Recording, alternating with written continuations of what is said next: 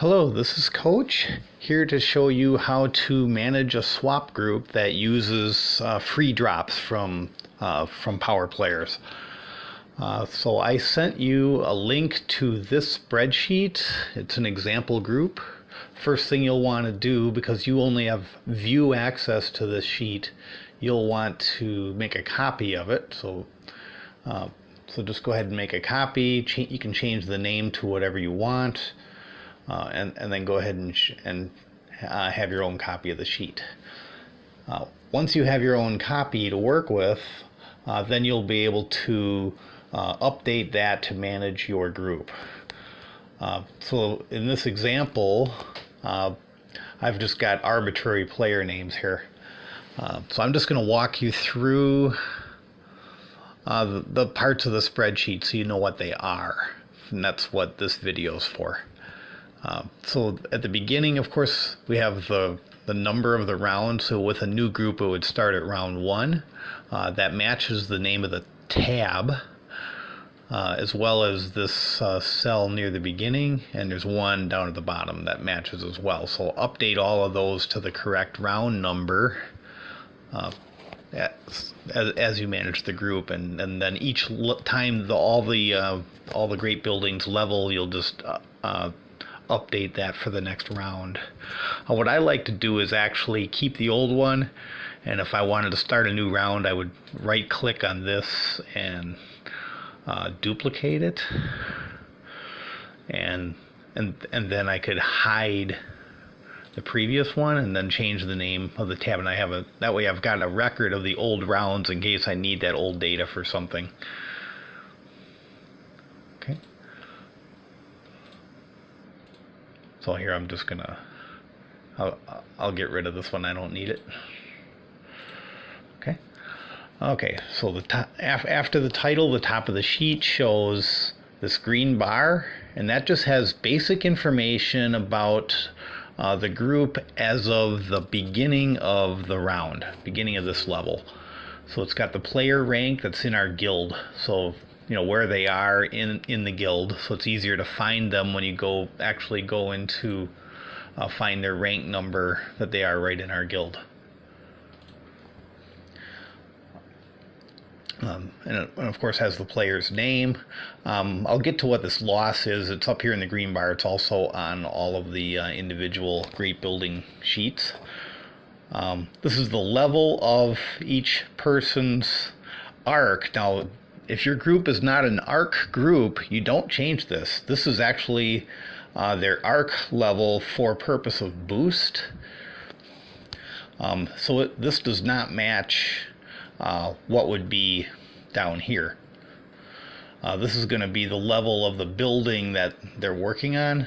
But what we want up here is just to know their boost for purposes of calculating loss. Because basically, if somebody has a higher level arc, they're going to get better rewards, and we want to account for that so that it's fair for everybody in the group. So we're not, favoring the people with the higher level arcs, where they're getting more forge points from the other players and not sharing the equal amount. So that's just to know their boost. And then after that starting information, which you update each round, you'll update this block of data, and each player in the group has their own piece of the table.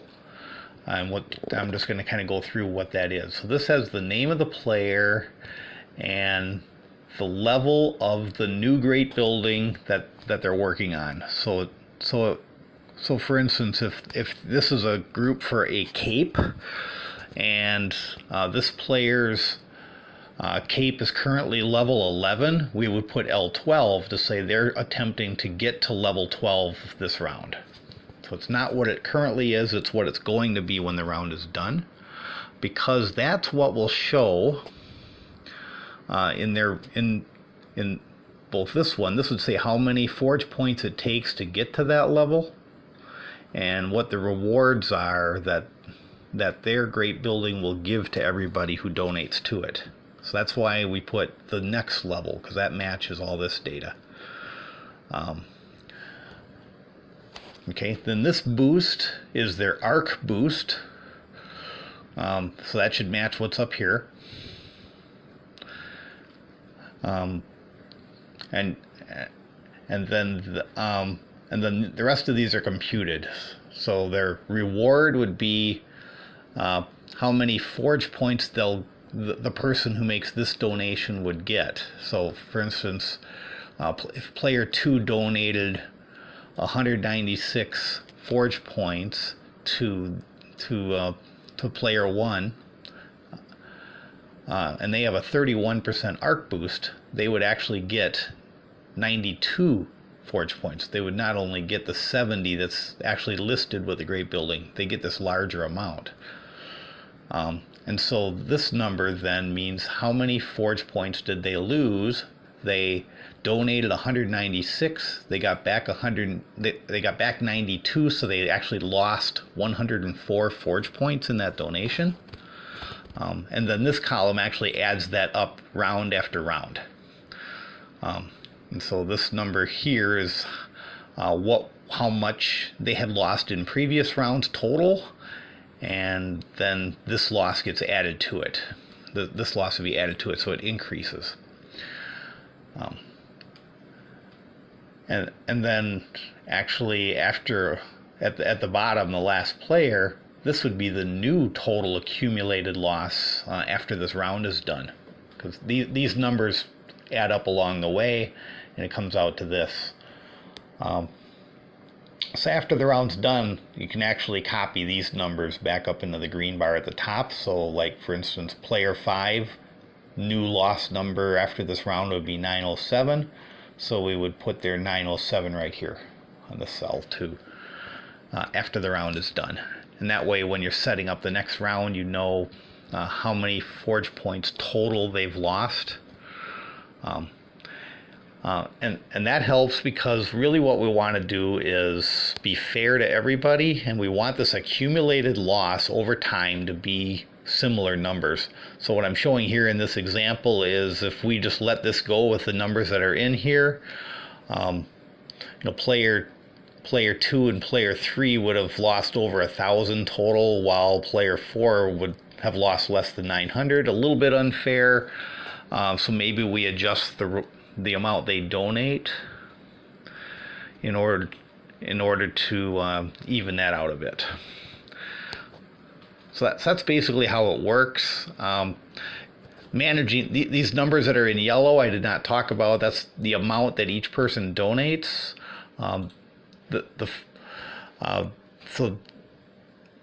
So this one would tend to be the one for the dropper is normally the person who's supporting is going to get typically they're going to donate 190%, the same as what we have on our threads.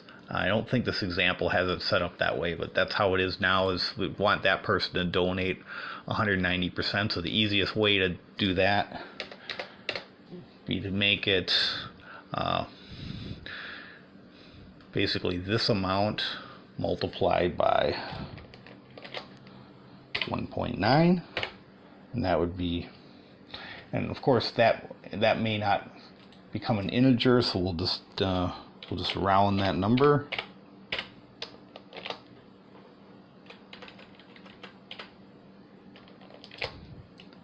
Okay, and that'll become their amount of donation.